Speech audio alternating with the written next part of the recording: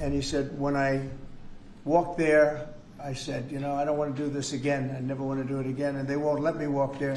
They take them in armored vehicles. They take the board members of FedEx in armored vehicles like a block away to the hotel. This shouldn't be the U.S. This shouldn't be America. The task force will be a replica, as I said, and it's going to be, I think, equally successful. This is a tremendous success we've had in Washington, I can tell you, and everyone knows it. And people in the White House that work here and other people that I know are calling me and thanking me. They're going out to dinners. They're doing things that they haven't done in years. The effort will include the National Guard as well as the FBI, ATF, DEA, ICE, Homeland Security investigations, and the U.S. Marshals, and more along the prosecutors. We're going to have DOJ led by U.S. Attorney for the Western District of Tennessee, who is here or not here? Who's that person here? That person is going to be very busy. So we're going to have U.S. Attorney for the Western District of Tennessee, and most importantly, Pam Bondi's here. She's heading it up, and she's doing an unbelievable job in every respect beyond this. So also worked with some of the members of the team right here on D.C., and we're very proud of that effort. We essentially had the crime down to a very low rate in 12 days, and within another 10 days after that, it was so incredible. And it continues at that level, and we're going to continue. We have to, because it's our capital. This team will deploy the full powers of federal law enforcement agencies and enforcement generally to restore public safety and get dangerous career criminals off of our streets. We're going to get them off. In 2024, Memphis had the highest violent crime rate, the highest property crime rate, and the third highest murder rate of any city in the nation. Other than that, they're doing quite well, thank you. A person is 4 times more likely to be murdered in Memphis, Tennessee today than in Mexico City.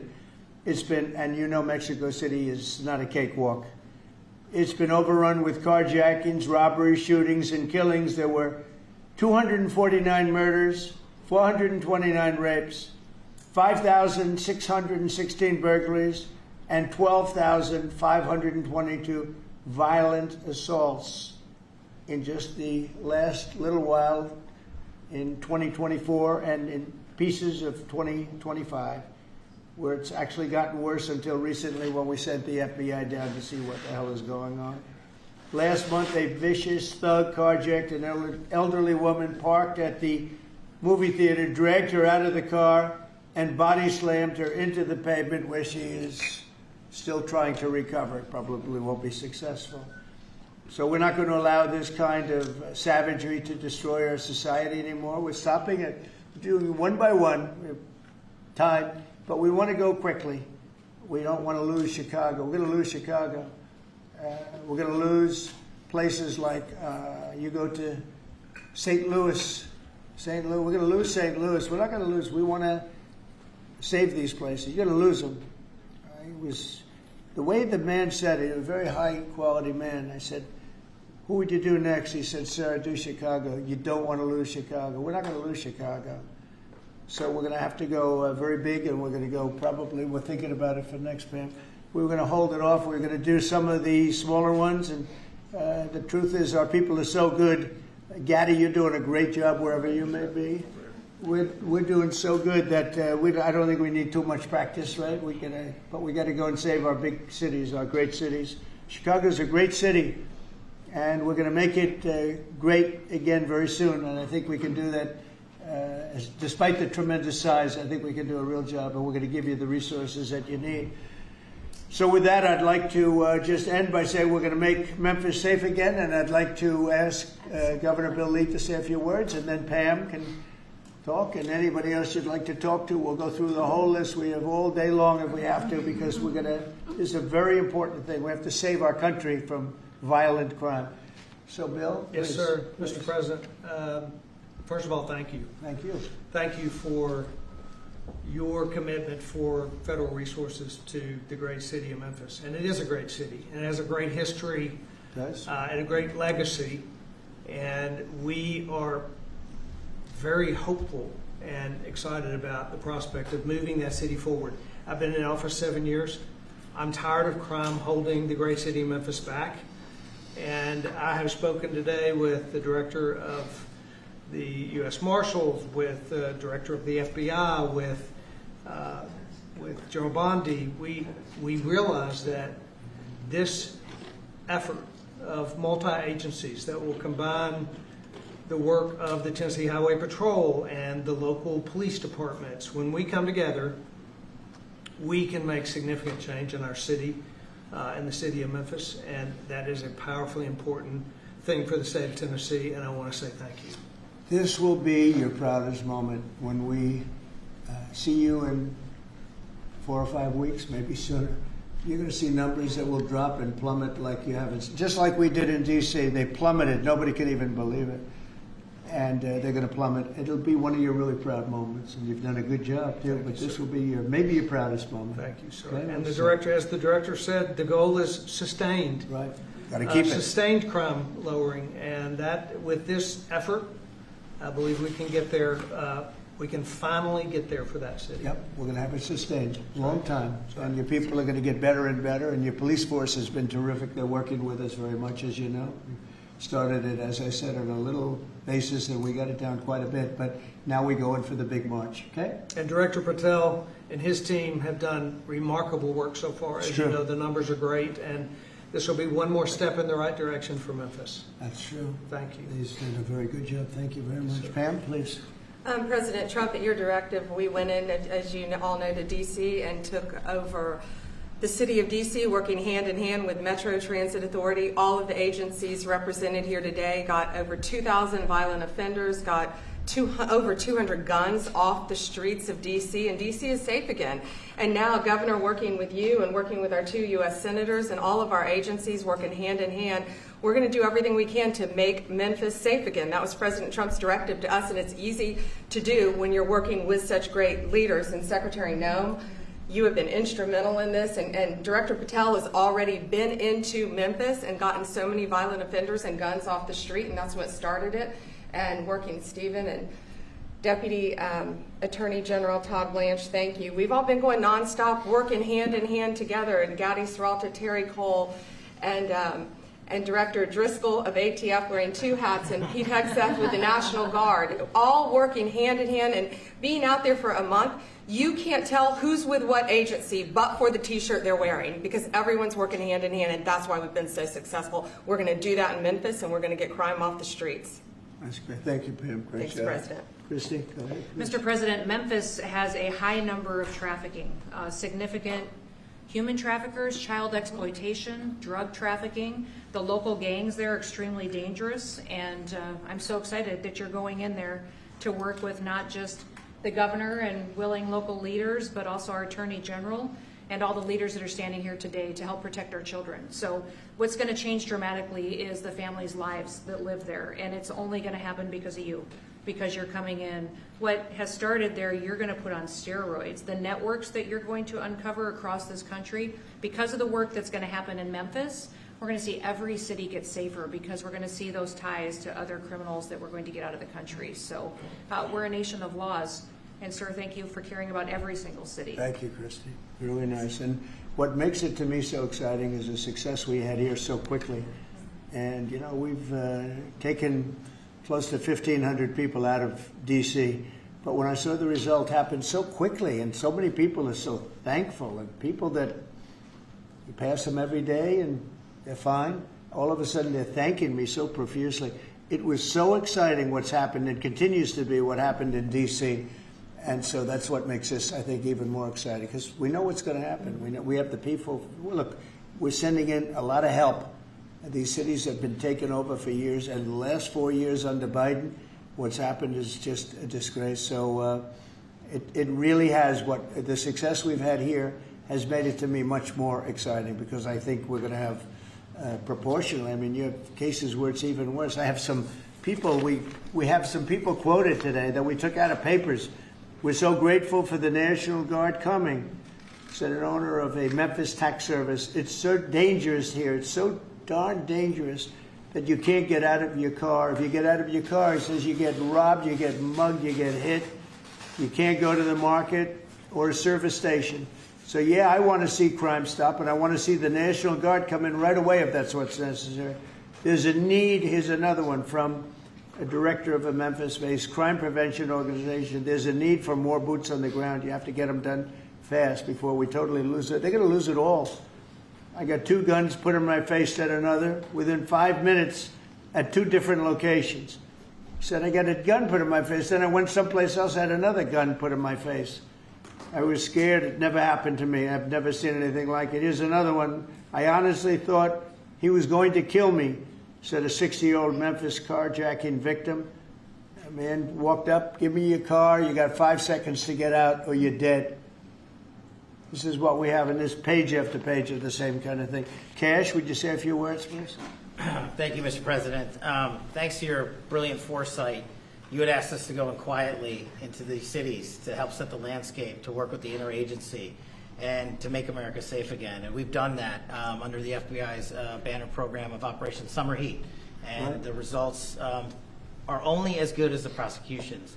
And because the Attorney General and the Deputy Attorney General have mobilized DOJ to successfully prosecute so many violent criminals, we have set the landscape for the interagency to come into Memphis and really make it safe permanently. As the governor and the senators and the other directors were saying, it's not a short-term mission, but thanks to you launching us early, launching us quietly, not looking for the credit, Mr. President, we greatly appreciate your support and the advanced foresight you had in doing that. It's so exciting, and somebody had to do this. A president should have stepped up long ago and saved these cities. So it's not that I wanted to do it, believe me. Somebody had to do it, and we're doing it in a big way. Pete, could you say a few words, please? Yes, Mr. President.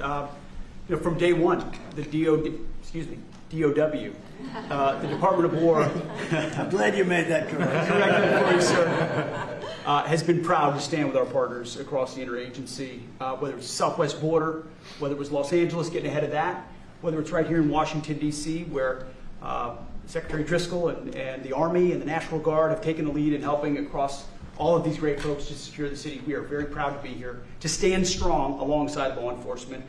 We're glad that Memphis is the place to go. The volunteer state, we're not going to have any problems with the Tennessee National Guard being willing to go in and stand strong in Memphis, sir. Not at all. And get ready, because you'll be doing a lot of other places that are almost as troubled. You got it, sir. Some of them are equal. You look at what's going on in Baltimore, where the governor is telling me how wonderful it is, and you can't walk across the street without being shot. Could I ask our 2 great senators to say a few words? Of please? course, Please, Mr. Marcia. President, thank you so much. I want to say a thank you to Director Patel, because he had promised that he would come into Memphis. We've had Operation Viper there this summer. Last month, it was the best August they have had. It's because of the work that's been done. And now to have a new phase of this enforcement for Memphis, where we are going to have all of these agencies working as a team, as the governor said, making certain that this is a long-term effort to make Memphis safe again. Mr. President, we are so grateful, and we thank you. Thank you. Yeah, thanks, Mr. President. And this is an issue that's plagued Memphis since I was a boy, Mr. President. And it's time that we addressed it. And I appreciate your leadership allowing us to do that. And the team that you've assembled here is going to help us deliver the most fundamental responsibility of our government, and that's public safety. This shouldn't be a partisan issue. This should be something that is our primary goal. And certainly I hope to see Memphis become the safest city in America. And thanks for the effort of all of your team here to make certain that happens. Thank you, Governor Lee, and I want to say thanks to the Memphis Police Department and the Sheriff's Department there too, who have all worked closely to bring this together. I look forward to tremendous results. And I want to thank the FBI for the last 4 or 5 months, because they have brought down the numbers quite a bit. Chicago here and a couple of other places that we can talk about later if anybody wants to. Could I ask you to, Terry Gaddy, say a couple of words also? You really did lead the charge here, and you've done such a great job. Please. Mr. President, thank you for always supporting law enforcement. I think the major difference here in Washington, D.C. has been your support for law enforcement, has been empowering the men and women that are on the street working every single day.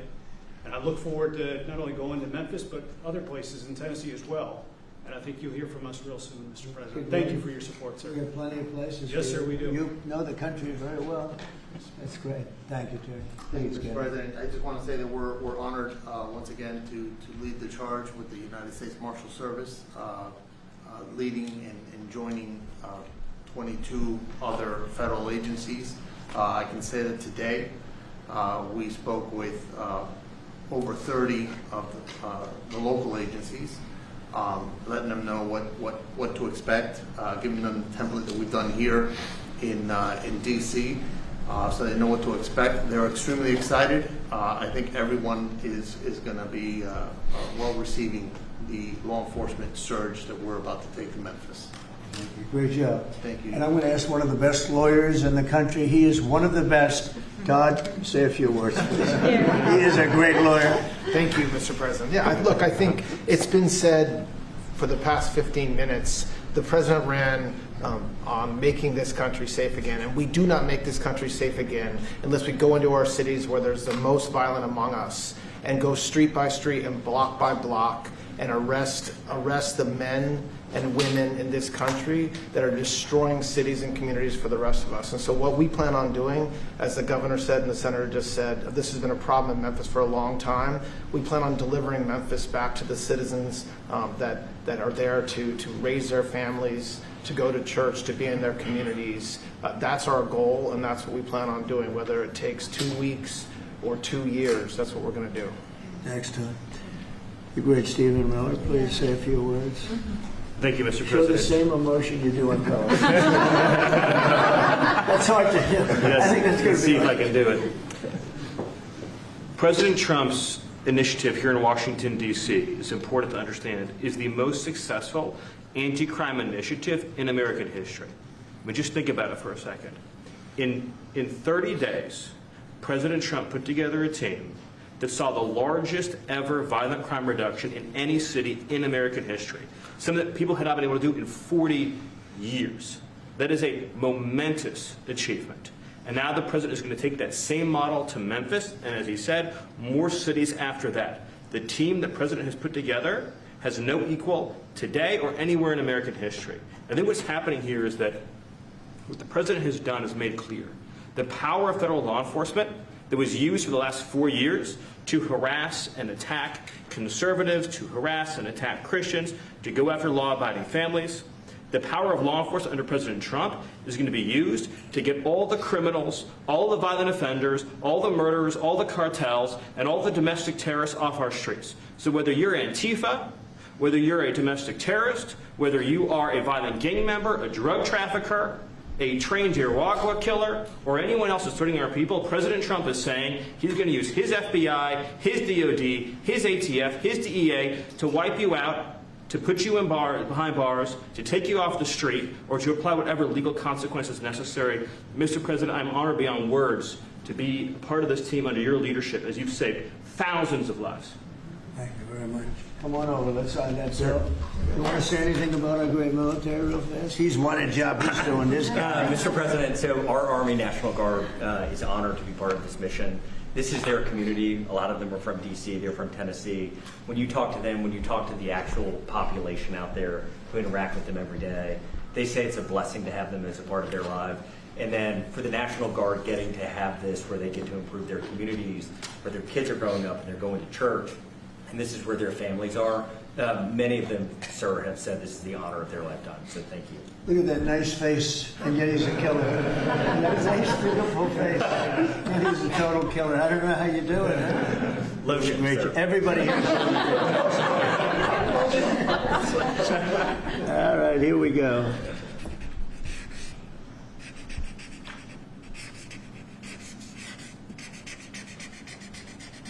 How wonderful. Okay. Wonderful.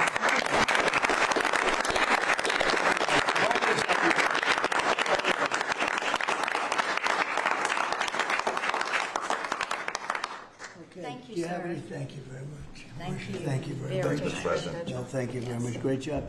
Any questions, please? Yeah, Brian. First of all, you've got a Did they take down the blue tent? Yes, sir, they did. Thank you very much. I appreciate Last time he that. hit me with a blue tent and nobody knew what he was talking about. We found out, right? Found out, right. It was gone the next day, and they had a lot of. That was not so easy. They had, that's a violent radical left group. Okay, go I ahead. got peppered with a lot of comments for doing that. They still have their First Amendment right, though. They're still out Yeah, there. well, I'm not. You've got an amazing team behind you. You've done an awesome job for DC. Thank I you. want to get ahead of a story that I think might come out. You pushed out an email earlier today, really showing dozens and dozens of local media in Memphis highlighting all of the violent crime in that city. So they have no problem reporting the crime, but when you show up to solve it, they're going to run around town looking for that one person that says, we don't want Donald Trump in our city. What can you say to the media there in Memphis, Tennessee, to help let them know the people want you there in their city? Well, I'm not sure they found that person, because I saw them doing some interviews, and it looked like they were looking, but they were very, in fact, that producer, that person, I think they lost their jobs, because everybody was saying, we want Trump to be there, they want the people right here to be there. Look, it's very simple. In Chicago, they're getting beat to hell, they're being shot. If you lose 6 or 7 people die over a weekend, they consider that a successful weekend. And when you consider that a successful weekend, that's pretty bad. I had the president of Poland here a few days ago, and we had a news conference. Many of you were here. And I made this statement. I said, we're very happy to announce that it's been over 2 weeks since anybody's been killed in D.C. And he looked at me like, is that supposed to be good? He's looking like, what kind of a place is this? And now it's been a long time, but and as I was saying it, I said, I'm not sure if that sounds good to somebody. It sounded great to you, but it doesn't sound good to somebody from a country where they don't have violent crime like we have. But now it's a long time since that's happened. We went for years where at least one person was killed. Now you're not seeing it all. It's like the border. Millions of people a year ago, millions of people poured into our country. In the last 3 months, there have been 0, as reported by largely Democrats, actually. The border is secure. The country is secure. We've got the hottest country anywhere in the world. And I'll tell you, a year ago, we were a country in tremendous trouble, probably a dead country if it continued. So we're very happy about it. And so just, in terms of your question, people have never seen anything like what we're doing, and I think they're very happy. And they want us to be there. They don't want to be mugged. Who would say, gee, I don't want the National Guard? And you need that in terms of numbers. And also, you look at those guys, I looked at them, they're rough guys. They're, the Supreme Court voted recently on merit. We're a merit-based country again. I said they had tremendous courage to do that. We're a merit-based country again. When I looked at the people that were patrolling the streets for the National Guard and for others, I could see we're merit-based. They were rough-looking, they were tough-looking, and they love our country. So that's where we are, Brian. Thank you. Thank you very much. Yeah, please. Yes. Given with all the that's going on with Charlie Kirk's assassination and the left wing, a lot of left-wing violence going on, do you have plans, and actually this is a great opportunity with all these people here, do you plan on designating Antifa finally a domestic terror organization? Well, it's something I would do, yeah. If I have support from the people back here, I think we'd start with Pam, I think. But I would, if you give me, I would do that 100%. And others also, by the way. But Antifa is terrible.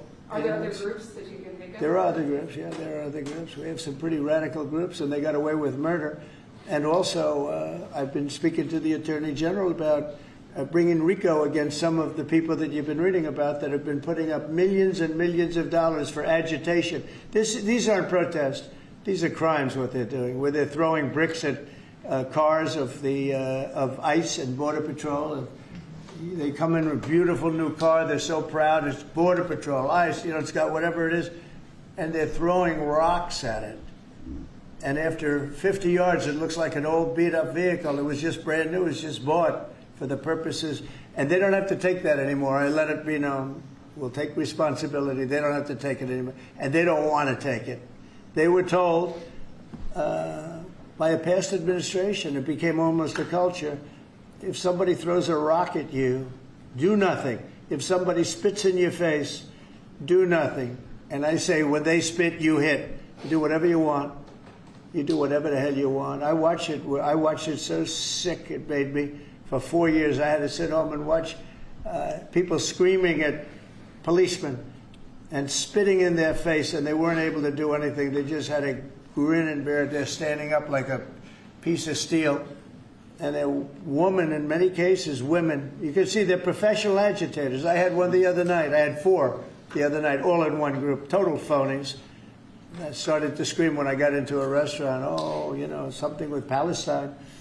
And I said, well, I'm doing a great job for peace in the Middle East. I should get lots of awards for that, right, with the Abraham Accords and everything else. But a woman just stood up and started screaming. And she got booed out of the place, too. The people, there were a lot of people in the restaurant. I went there to show how safe, and it was safe. I mean, the woman is just a mouthpiece. All she was a paid agitator. And you have a lot of them. And I've asked Pam to look into that in terms of RICO, bringing RICO cases against it, criminal RICO, because they should be put in jail. What they're doing to this country is really subversive. Is that Mr. President, can I ask you one on crime? Mr. President, can I ask you one on sure. crime and one on Charlie Kirk? You've floated potentially going into St. Louis. You mentioned you want to go into Chicago next. Could St. Louis be after Chicago? It's going to be around there someplace, yeah. We got to save St. Louis. Got to save these cities. This isn't like, you know, we're going to do something. We have to save St. Louis. We have to save Chicago. I know all about Chicago. I have a great, beautiful building. I'm so proud of it. But, you know, you get less proud when you see all the crime. When they announced 2 weeks ago, 11 people killed, this over a weekend, I think they said 38 people shot and 11 people dead. And then you watch Pritzker get up and say, we've got crime under control. And I will say that Cash and the FBI did a good job. With a very light force, they went in, and for about 4 months, Cash or so, they've been working on keeping crime down. They have brought the numbers down a little bit. But those are the easy numbers. You know, the first 20, 25% are the easy numbers. That's where it gets.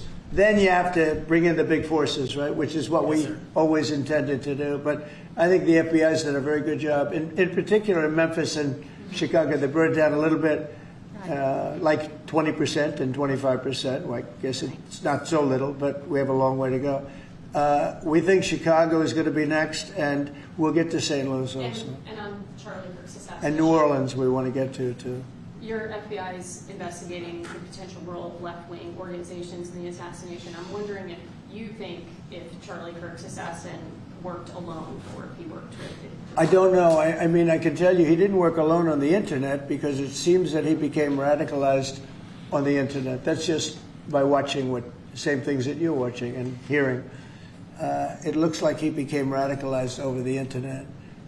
And it seems like his wonderful parents brought in a wonderful neighborhood, smart guy, great boards, great marks, great student.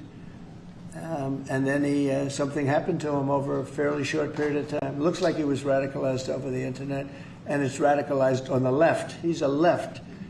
We have a lot of problems with the left, and they get protected, and they shouldn't be protected. But as you understand, I think, very well from the tone of your question. Thank you very much. On Venezuela, on Israel. First on Venezuela, what can you tell us about this Venezuelan boat that was taken out?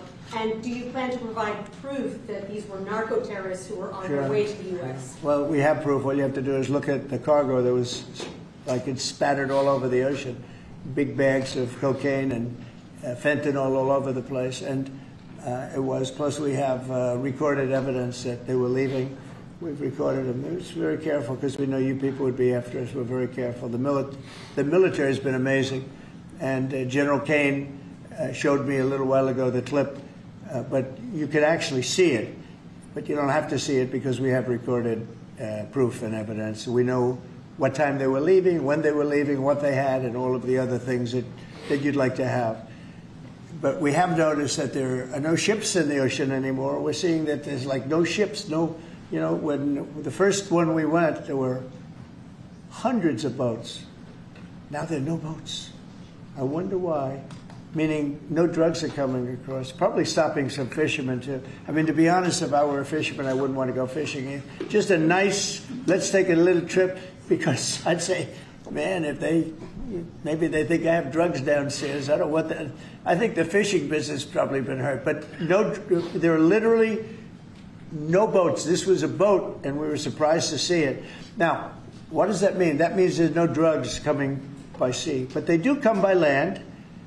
And you know what? We're telling the cartels right now, we're going to be stopping them too. When they come by land, we're going to be stopping them the same way we stop the boats. And you'll see that. But maybe by talking about it a little bit, it won't happen. If it doesn't happen, that's good. But they killed 300,000 people in our country last year.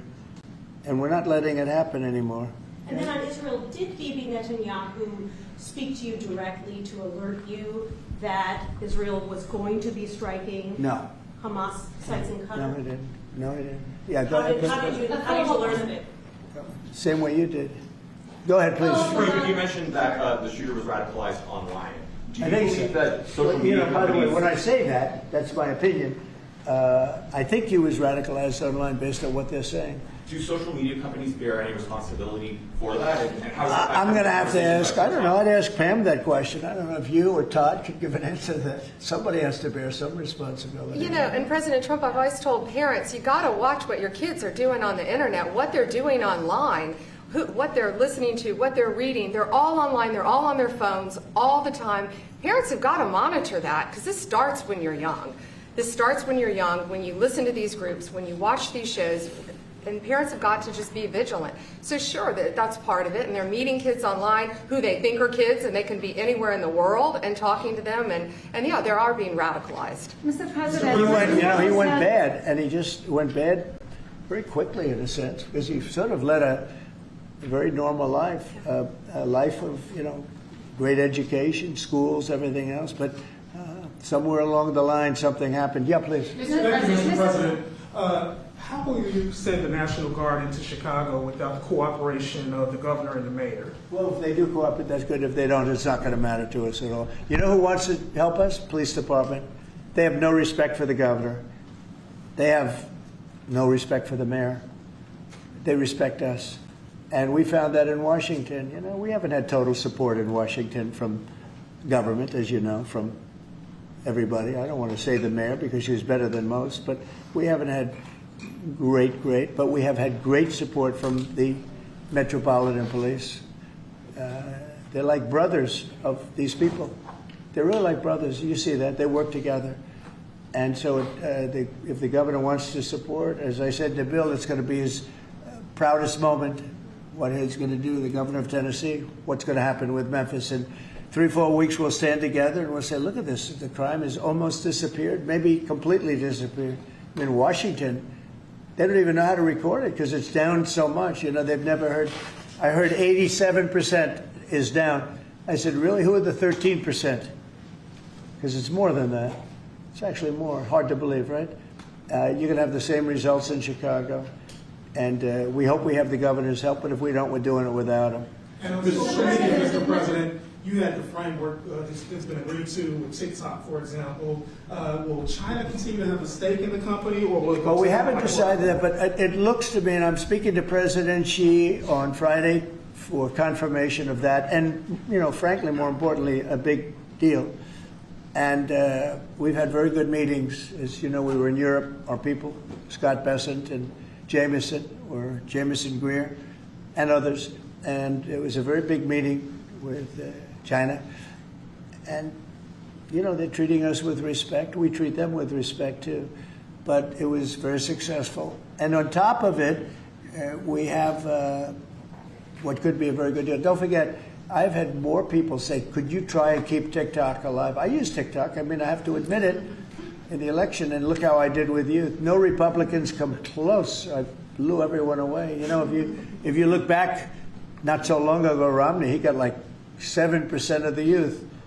I got like 8 times that amount. I got tremendous numbers of youth. By the way, I want to say, Charlie helped me, and Charlie was the one. Get on TikTok. He used to say to me, "Get on TikTok."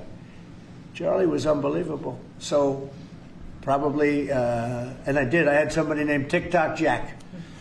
And he'd put that camera, he said, just a real quick statement, sir, like 10 seconds or less. They didn't like anything over 10 seconds, but it worked. But Charlie is the one that really, and my son Barron also.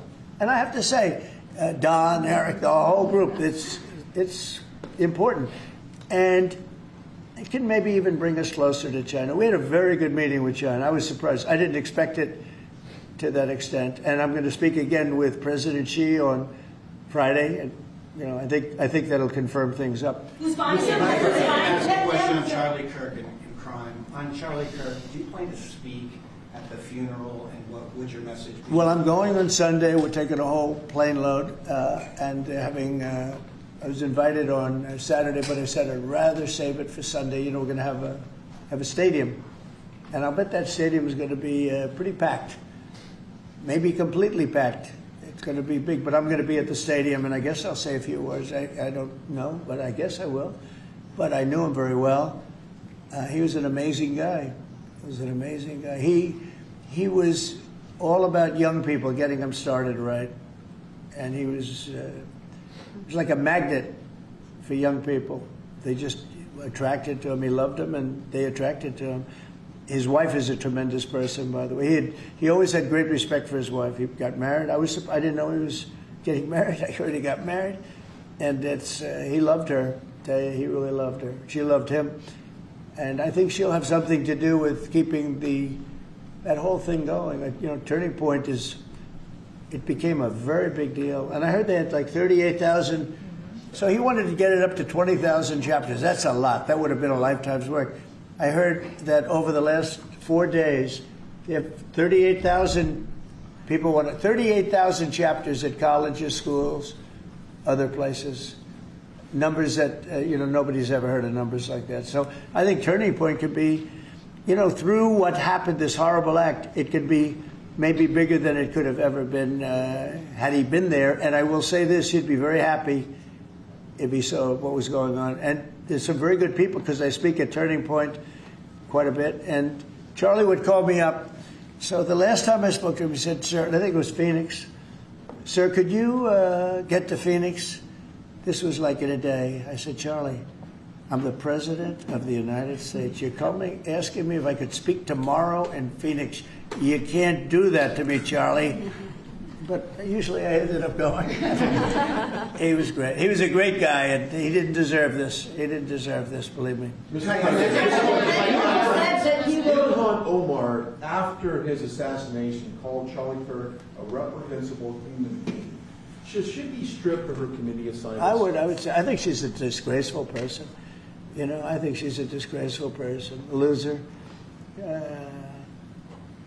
It's amazing the way people vote. I know it's people from her area, maybe of the world. I don't know. They got here and they vote her in. It's hard to believe, but I think she's a disgusting person. One more question, if I could. A lot of these, in recent of these kind of trans shooters that we've seen over the last couple incidents, this flag right here is up and down 14th Street. This is what would be a trans flag. A lot of people are very threatened by this flag. It means a lot of different negative things to people, violence. Would you be opposed to taking this flag down up and down the streets of D.C.? Well, I wouldn't be. Then they'll sue and they'll get freedom of speech stuff, so that'll happen. But I would have no problem with it. I will say, and Steve might just mention this, Todd, you might mention it too, because we're putting out an order. Freedom of speech means you can burn the American flag, which I think is horrible. But I noticed something over the last little while. As you do this, you start noticing things that you wouldn't normally think. It really causes unrest and violence when they burn American flag.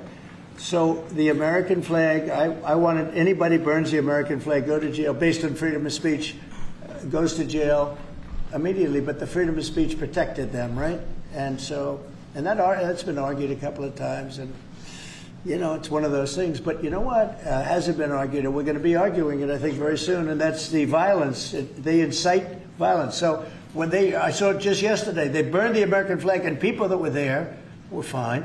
And all of a sudden, they're going crazy, and there's fist fights. It wasn't in Memphis either.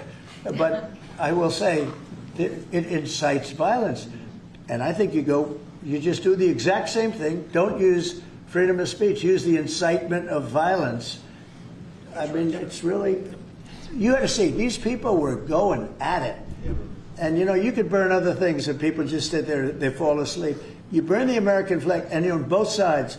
But the level of violence I saw this flag burning cause was incredible. It was an incitement. So I hope you guys are going to be able to do that, Pam, right? Well, there's also groups called Trans-Tifa. So perhaps if you can label them domestic terrorist group, and in all reality, you could take that flag down because it would represent the trans-Tifa. I think you probably could. Again, you'll be sued, and it's okay. I've been sued before a couple of times. You may have seen. Anyway.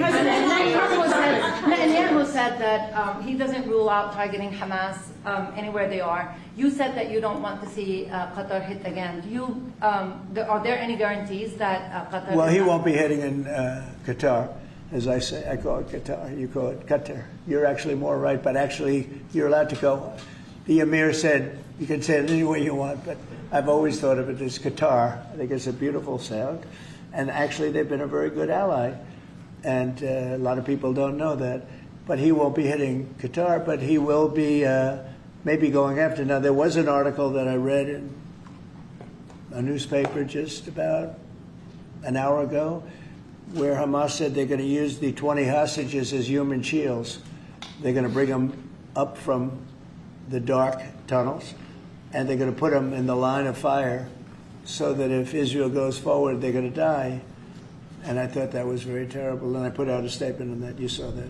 Mr. President, on Charlie Kirk, in retrospect, given all of the moving ways that this White House has paid tribute to Charlie Kirk, right. Do you think it would have been fitting to lower the flags to have staff when Melissa Hortman, the Minnesota House Speaker, was gunned down by an assassin as well? I'm not familiar. Oh, who? The Minnesota House Speaker, a Democrat, who was assassinated this summer. Well, if the governor had asked me to do that, I would have done that. But the governor of Minnesota didn't ask me. I didn't. I wouldn't have thought of that, but I would have if somebody had asked me. People make requests for the lowering of flag, and oftentimes you have to say no because it would be a lot of lowering. The flag would never be up. Had the governor of Minnesota asked me to do that, I would have done that gladly. And given the killing of Melissa Hortman, the attack on Paul Pelosi, the attack on Gabby Giffords, the attack on the Pennsylvania governor's mansion, why make the case that violence is only on one side? It seems to be taking. I didn't say it's on one side, but I say the radical left causes tremendous violence, and they seem to do it in a bigger way. But the radical left really is caused a lot of problems for this country. I really think they hate our country. Okay, yeah, please. This may be related to the RICO work that you're doing, and I'd like to confirm. And we are really looking at that seriously. Vice President Vance was speaking with Stephen Miller earlier today about targeting NGOs that they were saying foment violence. Right. Is that? Can you speak more to that? And what NGOs specifically are you looking to target, sir? A number of them. Steve, please. Yes, so I believe what you're referring to is there are these nonprofit entities that organize, as the president mentioned, attacks on ICE officers, attacks on Border Patrol agents, organized doxing campaigns, which are a violation of federal law. They break off cement and they bring it into riots. They have organized drop points for weapons, organized drop points for gas masks, organized drop points for all the materials necessary to launch a riot. Of course, you saw that during the Black Lives Matter riots as well, too. So there's this whole network of organizations. And I think the key point the president's been making is somebody is paying for all of this. This is not happening for free. And so under the president's direction, the attorney general is going to find out who is paying for it, and they will now be criminally liable for paying for violence. And you know, a new thing that I've been seeing a lot of lately, but never saw it before, is they're walking in with bricks and rocks and everything. And the FBI or the Border Patrol or ICE or the police are grabbing them and taking them away, and that's great. And then they whip out a hammer, and it's a beautiful hammer. Really, it's nice. You know, this is not a hammer somebody happens to have. These are serious hammers, beautiful, brand new hammers, and they start breaking up the concrete sidewalks and the granite curbs in many cases. Granite is hard to cut, you know, it's very hard stone, and they're banging away and handing out pieces of stone. So instead of having it in bags, they're banging the sidewalk, knocking them. You have to see what some of these sidewalks look like when they finish, and especially the curbs, because the granite curbs are very, very expensive, and they're great, and you know, very hard. They are almost indestructible, but not when it gets pounded on for 20 minutes by some pretty strong guy. And then they hand out big chunks of stone so that people can throw them at the police and people can drop them off bridges into car windows. No, we have a long way to go, and we're going to make it all good. We're going to make it really safe. This country is going to be safe we've got almost 3.5 years. Think of that, 3.5 years. It's a long time. It goes quickly. But at the end of that time, I hope one of the many things we can say is that we made our cities safe again. Thank you very much, everybody. Thank you, Mr. President. Thank you, Mr. President.